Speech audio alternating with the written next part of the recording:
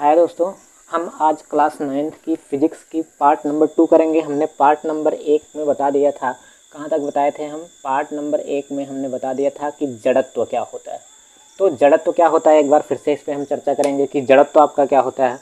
जड़त्व का होता है कि अगर कोई वस्तु स्थिर अवस्था में है, जैसे ये मान लो हमारा डिस्टर है, अगर ये स्थिर अवस्था में है तो ये स्थिर अवस्था में रहने का प्रयास करता है। अगर ये गतिमान अवस्था में है तो ये गतिमान अवस्था में रहने का प्रयास करता है।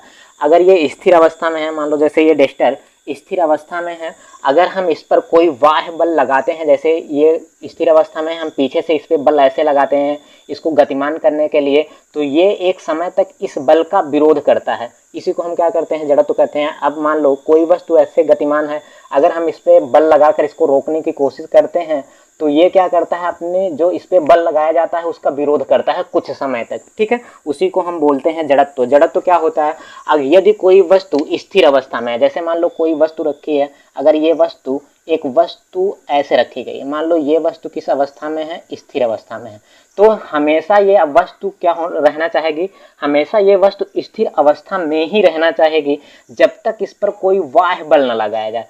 अब एक समय तक जो इस पर बाह्य बल लगाया जाता है वह इसका कुछ समय तक विरोध करती है। अगर वह स्थिर में रहेगी तो वह स्थिर में रहने का प्रयास करती है। मान लो अगर कोई वस्तु ऐसे रखी है और यह वस्तु आगे की तरफ गतिमान है, अगर कोई वस्तु आगे की तरफ गतिमान है, मान लो ये वस्तु गति कर रही है तो एक गतिमान है, अगर इस पर हम कोई बाह्य बल लगाएंगे तो ये इसका क्या करेगी, विरोध करेगी कुछ समय तक। कुछ समय तक इसका विरोध करती है। अगर ये गति अवस्था में है तो यह वस्तु गति की ही अवस्था में रहने का प्रयास करती है। तो जड़त्व क्या होता है, अगर कोई वस्तु स्थिर या विरामावस्था में है तो वह विरामावस्था में रहने का प्रयास करती है। अगर कोई वस्तु गतिमान अवस्था में है तो वह गतिमान अवस्था में रहने का प्रयास करती है। अगर उस पर कोई बाह्य बल लगाया जाता है तो वह उस बल का क्या करती है, विरोध करती है। ठीक है, जैसे उदाहरण में मान लिया जाए कि ये आप हैं और ये आपके पापा।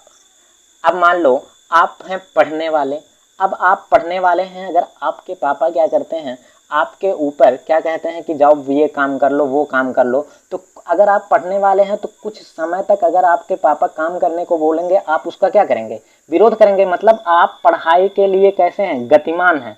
अगर आप गतिमान हैं, उस पर कोई बाह्य बल लगाता है तो वो आप उसका क्या करेंगे, विरोध करेंगे। जैसे ये आपके पापा, ये आप हुए।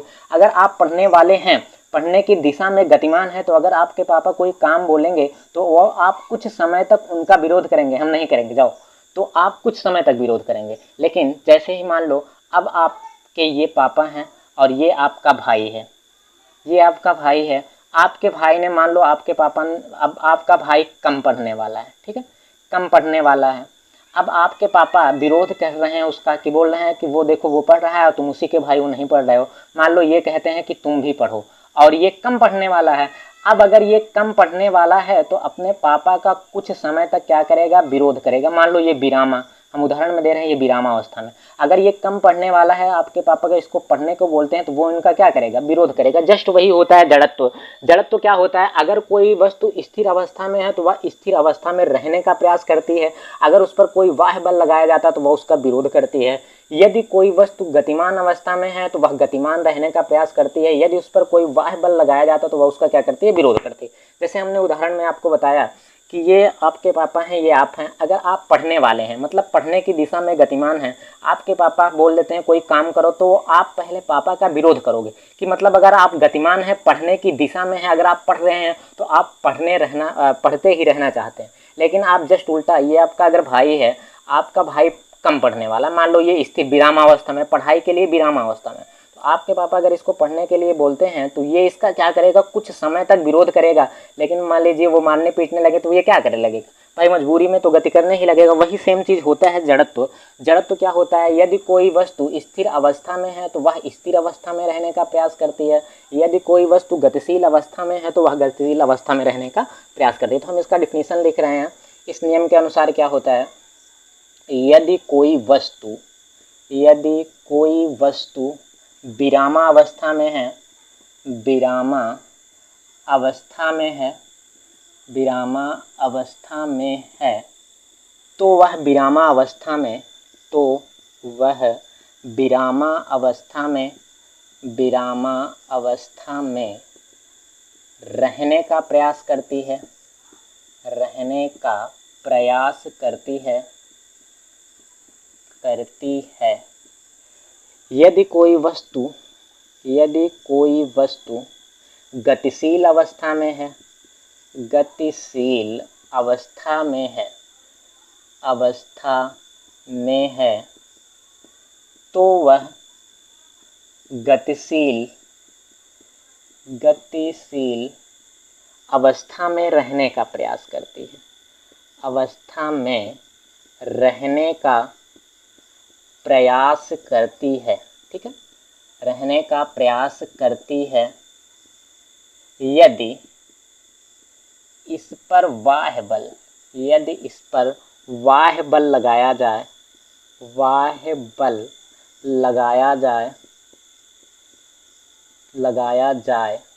तो यह इस बल का क्या करती है, विरोध करती है, इस बल का विरोध करती है। ठीक है, इसी को हम किस नियम से जानते हैं, जड़त्व के नियम से। जड़त्व का नियम क्या होता है, यदि कोई वस्तु विरामावस्था में है तो वह विरामावस्था में रहने का प्रयास करती है, यदि कोई वस्तु गतिशील अवस्था में है तो वह गतिशील अवस्था में रहने का प्रयास करती है। इस पर जब तक कोई बाह्य बल लगाया ना जाए, अगर इस पर बाह्य बल लगाया जाता है, यह वस्तु इस वस्तु का क्या करती है, विरोध करती है। ठीक है, तो आप इतना स्क्रीनशॉट ले लीजिए, हम आगे चलते हैं जड़त्व के प्रकार पे। ठीक है, स्क्रीनशॉट एक बार ले लीजिए। ठीक, चल रहे हैं अब हम जड़त्व के प्रकार। अब जड़त्व तो हमने जान लिया, जड़त्व क्या होता है, यदि कोई वस्तु विरामावस्था में है तो वह विरामावस्था में रहने का प्रयास करती है, यदि कोई वस्तु गतिशील अवस्था में है तो वह गतिशील अवस्था में रहने का प्रयास करती है। अब हम आगे बात करेंगे जड़त्व के नियम का, कि जड़त्व का नियम क्या कहलाता है। ठीक है, अब हम आगे चल रहे हैं, जस्ट इसके आगे अब हम बात करेंगे किसके, जड़त्व के प्रकार के, जड़त्व के प्रकार के, जड़त्व का प्रकार। जड़त्व कितने प्रकार का होता है, ये मुख्य रूप से 3 प्रकार का होता है। पहला होता है विरामा का जड़त्व, पहला होता है विरामा का जड़त्व, और दूसरा होता है वो आपका होता है विरामा का जड़त्व, दूसरा होता है गति का जड़त्व, और तीसरा होता है आपका, तीसरा होता है दिशा का जड़त्व, ठीक है, तीसरा होता है दिशा का जड़त्व। तो जड़त्व कितने प्रकार का होता है, 3 प्रकार का। पहला होता है विरामा का जड़त्व, दूसरा होता है गति का जड़त्व, और तीसरा क्या होता है, दिशा का जड़त्व। अब हम एक एक करके बात करेंगे। पहले हम बात करते हैं किसकी, विरामा का जड़त्व की।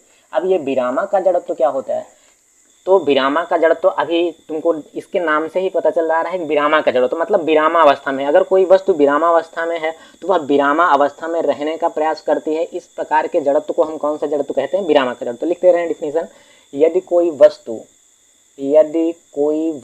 विरामा अवस्था में है, विरामा अवस्था में है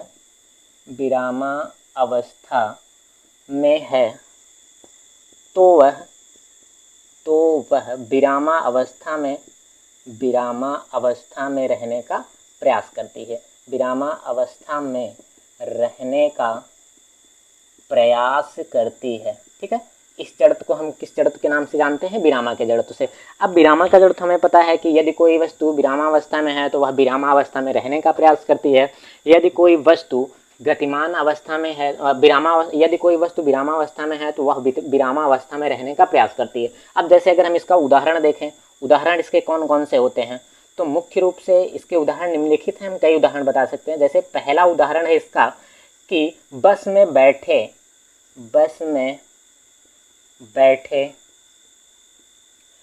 व्यक्ति का पीछे की तरफ झुक जाना। ठीक है, झुक जाना। ठीक है, ये इसका पहला है, विरामा जड़त्व का पहला उदाहरण है कि बस में बैठे व्यक्ति का पीछे की तरफ झुक जाना। अब यहाँ पे बात आती है, जैसे मान लो यहाँ पे हम बता रहे हैं कि अगर कोई बस है, वो बस विरामा अवस्था में है और उसमें बैठा व्यक्ति भी किस में रहना चाहेगा, विरामा अवस्था में। जैसे हम आपको बता रहे हैं उदाहरण के रूप में, मान लो ये बस है, जैसे मान लो ये है आपकी बस। ठीक है, इस बस में, अब ये मान लो आपकी बस है और इस बस में कोई व्यक्ति बैठा है अब ये आपका है व्यक्ति, ठीक है। ये व्यक्ति इस बस में बैठा और ये बस पहले किस अवस्था में है, विरामावस्था में, ठीक है। ये विरामावस्था में है, बस आपकी किस में है, विरामावस्था में, ठीक है। ये विरामावस्था में, और जो व्यक्ति इसमें बैठा है वो भी किस अवस्था में होगा, विरामावस्था में, विरामावस्था में, ठीक है। अब जो बस है वो विरामावस्था में मतलब रुकी हुई है, और जो इसमें व्यक्ति बैठा वो किस अवस्था में, वो भी विरामावस्था में, ठीक है। अब मान लो बस एकाएक क्या करे, आगे की तरफ गति करने लगे, और हमें पता है विरामावस्था का जड़त्व क्या होता है, अगर कोई वस्तु विरामावस्था में वह उसका विरोध करती है, ठीक। अगर मान लो ये बस आगे की तरफ गति करती है तो इसमें जो ये व्यक्ति बैठा है वो किस में रहना चाहेगा, वो अपने विरामावस्था में रहने का प्रयास करता है। अब ये अपने विरामावस्था में रहने का प्रयास करता है, लेकिन बस क्या है, वो आगे बढ़ जा रही है। अब जो व्यक्ति इसमें बैठा है वो तो अपने विरामावस्था को मेंटेनेंस करना चाहेगा। अब ये जैसे ही गाड़ी आगे बढ़ी, ये व्यक्ति यहीं रह जाता है, इस कारण ये अपने विरामावस्था को बनाए रखने के लिए किस तरफ, पीछे की तरफ ये क्या हो जाता है, झुक जाता है, ठीक है। क्लियर, एकदम समझ में आ रहा है। जैसे उदाहरण में बताया जाए, अब मान लो यही है, ये आपकी बस है, इसमें ऐसे आप कोई व्यक्ति इस पे ऐसे बैठा हुआ है। अब ये जो व्यक्ति है वो भी विरामावस्था में है, और ये बस जो है वो भी विरामावस्था में। जैसे ही ये बस आगे बढ़ेगी तो ये व्यक्ति जो है वो विरामावस्था में रहने का प्रयास करेगा। अब उसके साथ तो गति करना चाहेगा नहीं, क्योंकि विरामावस्था उसका विरोध करती है। अगर वो विरामावस्था में तो वो विरामावस्था में रहने का प्रयास करती है। जैसे ही बस आपके आगे बढ़ी तो ये व्यक्ति जो इस पे बैठा है वो विरामावस्था में रहने का प्रयास करता है, और ये अपने विरामावस्था बनाए रखने के लिए बस आगे निकल गई, और ये व्यक्ति पीछे की तरफ क्या हो जाता है, झुक जाता है। तो ये आपका पहला उदाहरण हुआ कि बस में व्यक्ति के पीछे की तरफ झुक जाना, ठीक है। इसको क्लियर स्क्रीनशॉट ले लो, फिर हम आगे चलते हैं अगले उदाहरण पे।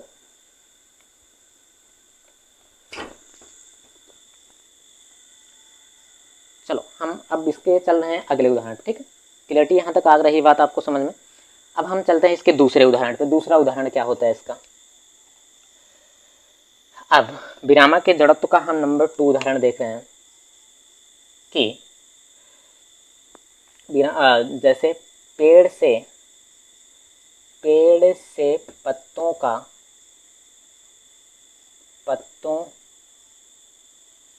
झड़ना, ठीक है। अब मान लो जैसे ये पेड़ है, ठीक है, यहाँ पे पेड़ है ये।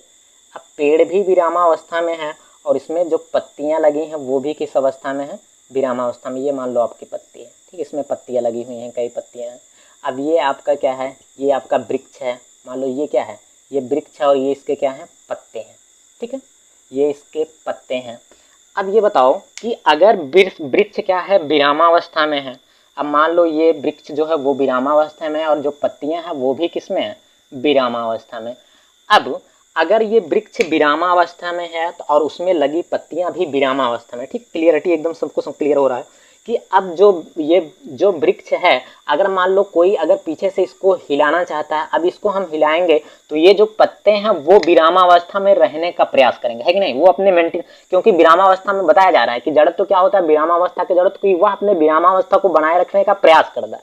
तो जैसे ही वृक्ष अगर गति में हुआ तो इसके जो पत्ते हैं वो किस में रहना चाहेंगे, विरामावस्था में। और वृक्ष है, अब मान लो जैसे ये वृक्ष है आपका, और इसमें ये अब मान लो क्लियरिटी से ये आपका पत्ता है, अब ये आपका वृक्ष है, तो ऐसे दोनों लगे हैं। अब मान लो ये वृक्ष ऐसे ऐसे झुकने लगे तो इसमें जो पत्ता लगा है वो वहां से निकल के अपने विरामावस्था में रहने का प्रयास करेगा, और वो नीचे गिर जाएगा, और वृक्ष ऐसे ऐसे घूमने लगेगा। तो ये आपका है दूसरा उदाहरण, विरामावस्था का दूसरा उदाहरण। क्लियर हुआ यहाँ तक।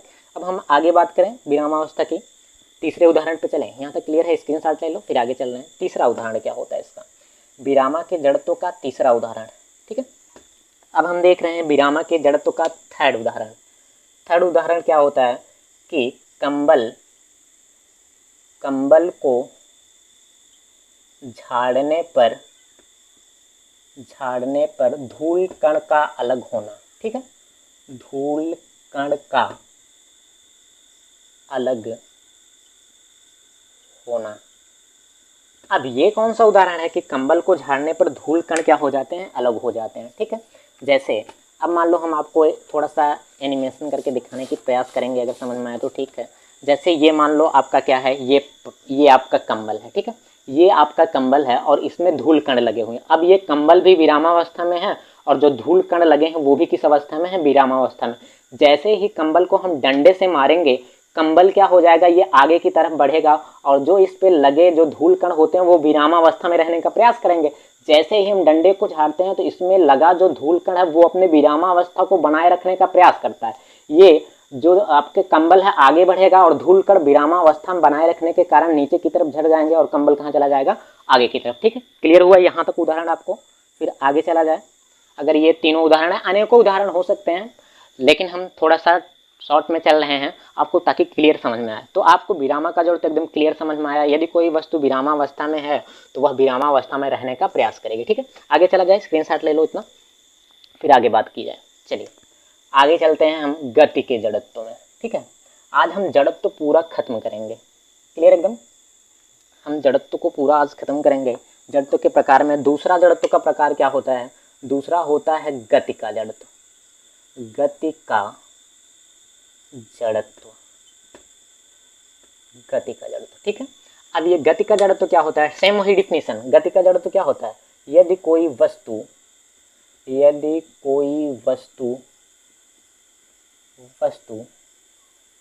गतिशील अवस्था में है, गतिशील अवस्था में है,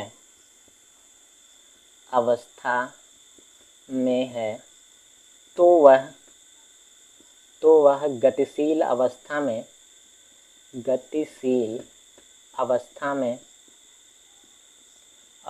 में क्या करेगी? रहने का प्रयास करती है। ठीक है, रहने का प्रयास करती है।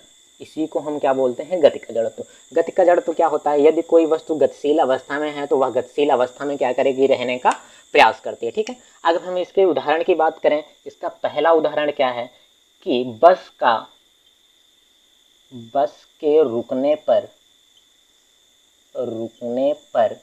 व्यक्ति का आगे की तरफ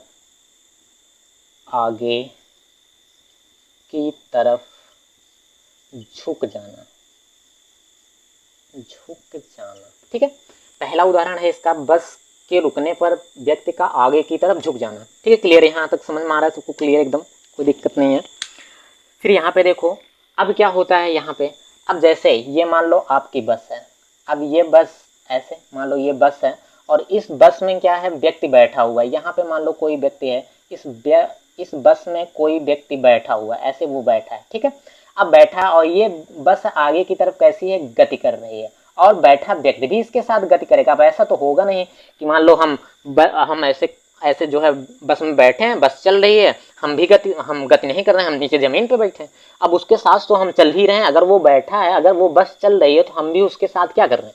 चल रहे हैं। तो उसमें बैठा व्यक्ति भी क्या करेगा? इसमें गति करेगा। अब ये मान लो बस आगे की तरफ गतिमान है, तो इसमें कौन सा जड़ तो पाया जाएगा? गति का। अगर कोई भी चीज गतिमान अवस्था में उसमें कौन सा जड़ तो पाया जाएगा? गति का जड़ तो पाया जाएगा।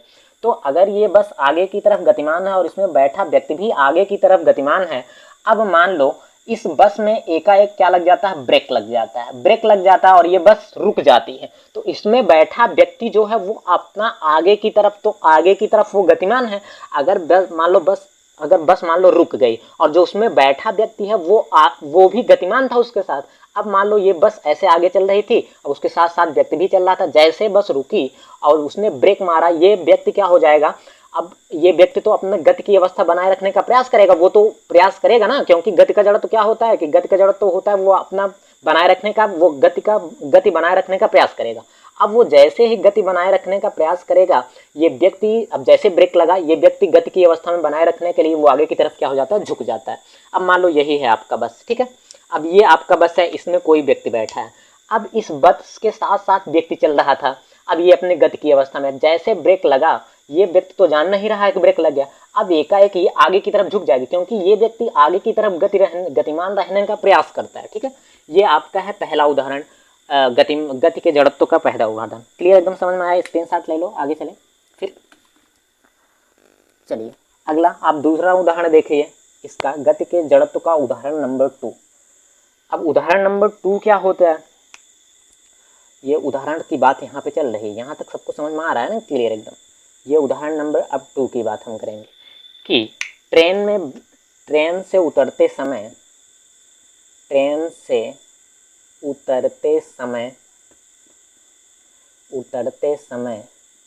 व्यक्ति का आगे की तरफ गिर जाना, ये भी किसका उदाहरण है? ये भी है गति के जड़त्व का। ठीक है, अब मान लो ये आपकी ट्रेन है, ऐसे मान लो ये आपकी ट्रेन है। अब ऐसे ट्रेन मान लीजिए, ऐसे तो हम, अब मान लीजिए ये ट्रेन है आपकी, ठीक, ये ट्रेन है, और ये मान लो यहाँ पे कोई व्यक्ति, या यहाँ पे खिड़कियाँ लगी हुई हैं ऐसे ट्रेन में, ठीक है। अब यहाँ पे कोई व्यक्ति इस खिड़की पर कोई व्यक्ति खड़ा है। अब ये व्यक्ति जो है गतिमान की अवस्था में है, गति की अवस्था में। अब अगर कोई व्यक्ति यहाँ से, अब जो व्यक्ति भी बैठा है इसमें, वो भी किस में रहेगा? वो भी गतिमान अवस्था में रहेगा, और ट्रेन भी गतिमान अवस्था, मतलब दोनों अपने गति की अवस्था को बनाए रखने का प्रयास करेंगे। ठीक है, अब मान लो ये व्यक्ति यहाँ से जो है वो खिड़की, या ये मान लो दरवाजे से क्या करता है, प्लेटफार्म पर उतरने की कोशिश करता है, और एकाएक अगर वो व्यक्ति एकाएक रुक के क्या हो जाता है, वहीं पे स्थिर हो जाता है, मतलब खड़ा हो जाता है, एक किस्म से मान लीजिए वो खड़ा हो जाता है। अब ये सोचो कि ये तो पहले गतिमान की अवस्था में था, अब एकाएक अगर वो गेट से निकल के खड़ा हो गया तो उसका शरीर क्या करेगा? आगे की तरफ गति करने का प्रयास करेगा। अब आगे की तरफ गति करने का प्रयास करेगा तो व्यक्ति आगे की तरफ क्या हो जाता है? गिर जाता है। समझ में आ रहा है सबको क्लियर एकदम? कि अगर ट्रेन में कोई व्यक्ति बैठा है, उस ट्रेन के साथ साथ, अब मान लो ये ट्रेन है, ये ट्रेन चल रही है, अब ट्रेन चल रही है, इस पर ये व्यक्ति बैठा हुआ, वो भी ट्रेन के साथ चल रहा है। अब मान लो ट्रेन ऐसे धीरे धीरे गति कर रही, वो उतरने का प्रयास करता है, अब ये भी गतिमान था, अब जैसे उतरने का प्रयास करता है, ये गति के जड़त्व के कारण ये आगे की तरफ गति करने का प्रयास करेगा। अब एकाएक अगर रुक जाए तो वो आगे की तरफ क्या हो जाएगा? गिर जाएगा। अगर इसको नहीं गिरना है तो अब इस खिड़की से अगर वो इस दरवाजे से अगर निकलता है, बाहर उतरता है, तो उसको दौड़ते हुए उतरना होगा, तब वो अपने शरीर को क्या करेगा? गति में बनाए रखेगा, तो वो नहीं गिरेगा। ठीक है, ये आपका हुआ दूसरा उदाहरण। यहाँ तक क्लियर एकदम, कोई दिक्कत नहीं है? यहाँ तक बात समझ में आ रही है कि गति के जड़त्व में क्या होता है कि यदि कोई वस्तु गतिशील अवस्था में है तो वह गतिशील अवस्था में रहने का प्रयास करती है। जैसे उदाहरण में बताया गया, ट्रेन से उतरते समय व्यक्ति का आगे की तरफ गिर जाना। ठीक, एकदम क्लियर है यहाँ तक? आगे चले उदाहरण नंबर 3 पर। उदाहरण नंबर 3 क्या कहता है आपका? उदाहरण नंबर 3 में अब मान लो जैसे ही कोई, अब मान लो घोड़ा है, घोड़े से उतरते समय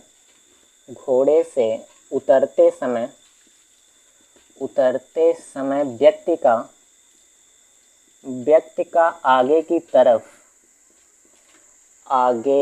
तरफ गिर पड़ना।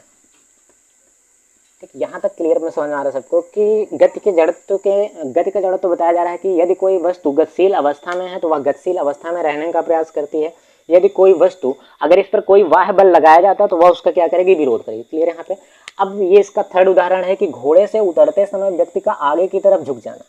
अब मान लो कोई घोड़ा है, ऐसे ये मान ले रहे हैं, यहाँ पे ये घोड़ा है आपका, और इस पर बैठा हुआ कोई व्यक्ति है। अब ये घोड़ा आगे की तरफ कैसा है? गतिमान की अवस्था में, और इसमें जो बैठा व्यक्ति है वो भी किस अवस्था में है? गति की अवस्था में। अब ये अगर एक यहाँ से घोड़े से कूद के नीचे उतरता है तो ये अपने शरीर को क्या बनाए रखने का? गति की अवस्था में बनाए रखने का क्या करेगा? प्रयास करेगा। अब मान लो जैसे अगर यहाँ पे ये जो बैठा व्यक्ति है वो आगे की तरफ गतिमान होने का प्रयास करता है। ठीक, अब उस पर जो उसका व्यक्ति बैठा हुआ वो आगे की तरफ यही बताया जा रहा है गति के जड़त्व में कि अगर कोई वस्तु गतिमान अवस्था में है तो वह गतिमान अवस्था में रहने का प्रयास करता है। ठीक, तो अब मान लो ऐसे ये घोड़े पे बैठा था, अब इसके साथ ये घोड़े के साथ साथ ये भी गति कर रहा था। अब अगर ये व्यक्ति कूद के यहाँ से उतरना चाहेगा तो इसका शरीर क्या होगा? आगे की तरफ गति करने का प्रयास करेगा, और ये व्यक्ति आगे की तरफ क्या हो जाएगा? गिर जाएगा। ये है आपके गति के जड़त्व का तीसरा उदाहरण। क्लियर हुआ यहाँ तक? बात आगे चले, दिशा के जड़त्व में हम आगे बात की जाए। दिशा का जड़त्व क्या होता है? चलो अब अगला तीसरा नंबर है दिशा का जड़त्व। अगला नंबर है दिशा का जड़त्व क्या होता है? कहने का मतलब दिशा का जड़त्व, तो कोई भी वस्तु अगर जिस दिशा में चलने का प्रयास करती है वो हमेशा अपने दिशा को बनाए रखने को क्या करेगी? मेंटेनेंस करेगी, है ना। फिर बात की जाए जड़त्व के तीसरे नियम का। जड़त्व का तीसरा नियम क्या होता है? दिशा का जड़त्व। मोस्ट इंपॉर्टेंट पूछा भी जाता है कि दिशा का जड़त्व क्या होता है। ठीक, यहाँ तक क्लियर है कि दिशा का जड़त्व क्या होता है। अगला है दिशा का जड़त्व, है ना। तो दिशा का जड़त्व सबसे मोस्ट इंपॉर्टेंट है, ये हमेशा पूछा जाता है कि दिशा के जड़त्व से आप क्या समझते हैं। ठीक, आगे चला जाए कि दिशा का जड़त्व क्या होता है। दिशा का जड़त्व अब लिख दे रहे हैं, इसकी डिफिनेशन वैसे सेम चीज होती है। यदि कोई वस्तु यदि कोई वस्तु जिस दिशा में गतिमान है, ठीक, जिस दिशा में गतिमान है वह उसी दिशा में क्या करने का प्रयास करेगी,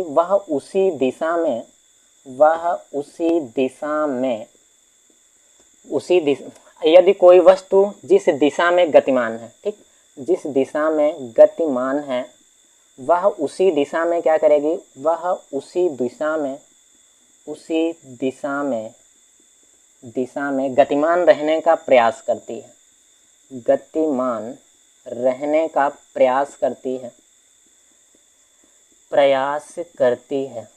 यहाँ तक क्लियर एकदम समझ में आ रहा है कि दिशा का जड़त्व क्या होता है। दिशा का जड़त्व, यदि कोई वस्तु जिस दिशा में गतिमान है, अब मान लो जैसे कोई व्यक्ति है, अब ऐसे है वो व्यक्ति, अगर अब ये मान लो सीधे था, अब पहले रोड सीधे था, रोड यहाँ से घुमावदार हो गया। अब मान लो यहाँ से ऐसे यहाँ से कोई कार चली, यहाँ से इसमें कोई व्यक्ति बैठा है। अब मान लो ये व्यक्ति बैठा है, पहले इसकी दिशा कैसी थी, सीधी दिशा थी, यहाँ से एकदम क्लियर। ये पहला उदाहरण की बात चल रही है, उदाहरण नंबर फर्स्ट, उदाहरण फर्स्ट लिख दे रहे हैं। उदाहरण फर्स्ट क्या होता है कि कार में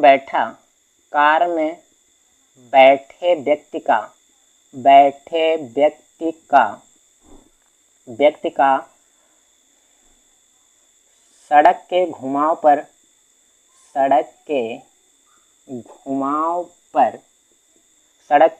पर झुक जाना, सड़क के घुमाव पर अंदर या बाहर की तरफ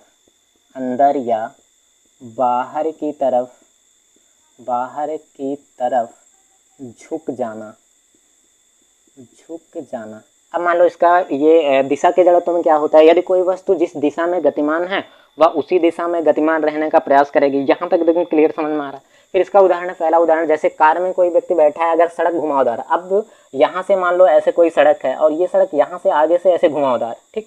अब अगर कोई व्यक्ति, मान लो कोई बस है ऐसे, अब इस बस में कोई व्यक्ति यहाँ पे, जैसे व्यक्ति आगे की तरफ, अब ये बस भी जिस दिशा में, मान लो ये आगे की दिशा में कैसी है, ये इसी दिशा में चलने का प्रयास करेगी, और जो व्यक्ति है इसमें बैठा व्यक्ति है वो भी गतिमान है और वह भी उसी दिशा में चलने का प्रयास करता है। अब मानो कि अगर बस इस घुमावदार पे घूमती है तो जो व्यक्ति है वो कैसे रहना चाहेगा, वो सीधे रहना चाहेगा ना, यहाँ से वो सीधे अपनी दिशा को मेंटेनेंस करना चाहेगा कि हम जिस दिशा में जा रहे हैं उसी दिशा में जाएं। वो उसका क्या करेगा, पहली बात तो विरोध करेगा। अब मान लो कोई व्यक्ति अगर यहाँ से जिस दिशा में जा रहा है, अगर वो वहाँ से बस ऐसे घूमे तो वह उसी दिशा में क्या करना चाहेगा, अपने गति को मेंटेनेंस करना चाहेगा। अब जैसे ही यहाँ से क्लियरिटी घूमती है तो इसमें जो व्यक्ति बैठा वो उसका विरोध कर रहा है कि मतलब हम नहीं घूमेंगे उसके साथ। यही तो होता है ना दिशा का जड़त्व। तो दिशा के जड़त्व में क्या होता है, अब व्यक्ति जो है अगर वो बस घूमती है तो उसमें बैठा व्यक्ति वो क्या करेगा, वो इस दिशा का क्या करेगा, विरोध करेगा। यही तो होता है दिशा के जड़त्व में कि अगर कोई वस्तु जिस दिशा में गतिमान है वह उसी दिशा में चलने का प्रयास करती है। तो इसमें अगर कोई व्यक्ति बैठा है वो, तो वह उसका विरोध करेगा, वह चाहेगा कि हम उसी दिशा में चलें। तो वो किस दिशा में झुक जाएगा, तो वह मोड़ के बाहर की दिशा में, यानी कि बाईं ओर वो क्या कर जाएगा, व्यक्ति बाईं ओर झुक जाता है। वो किसके कारण झुक जाता है, दिशा के जड़त्व के कारण। जस्ट अगर इसका उल्टा देखा जाए, मान लो यहाँ से अगर बस अब यहाँ से घूम के यहाँ से वो अपने बाईं ओर घूमती है और उसमें जो व्यक्ति बैठा, अब मान लो उसका व्यक्ति क्या था, उस व्यक्ति की और दोनों की बसों की दिशा एक ही दिशा में ऐसे पूर्व की तरफ जा रहे थे।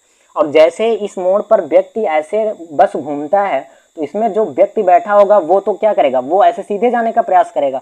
तो इस दिशा में वो किस दिशा में घूम जाएगा, वो अपने दाईं ओर क्या हो जाता है, झुक जाता है। यहाँ तक क्लियर समझ में आ रहा है सबको। यहाँ तक इसका उदाहरण कि दिशा के जड़त्व में क्या होता है, यदि कोई जिस दिशा में गतिमान है तो वह उसी दिशा में गतिमान रहने का प्रयास करती है। और इसका पहला उदाहरण है, कार में बैठे व्यक्ति का सड़क के घुमाव पर अंदर या बाहर की तरफ क्या हो जाना, झुक जाना। अब जैसे इसका अगर हम अनेकों उदाहरण देख सकते हैं। चलिए यहाँ तक हो गया। तो यहाँ तक बात क्लियर समझ में आई कि जड़त्व क्या होता है। जड़त्व वह होता है कि अगर कोई वस्तु विरामावस्था में है तो वह विरामावस्था में रहने का प्रयास करती है। अगर कोई वस्तु गतिशील अवस्था में है तो वह गतिशील अवस्था में रहने का प्रयास करती है। इसको हम बोलते हैं जड़त्व का नियम। और आपको बताया गया जड़त्व के कितने प्रकार होते हैं।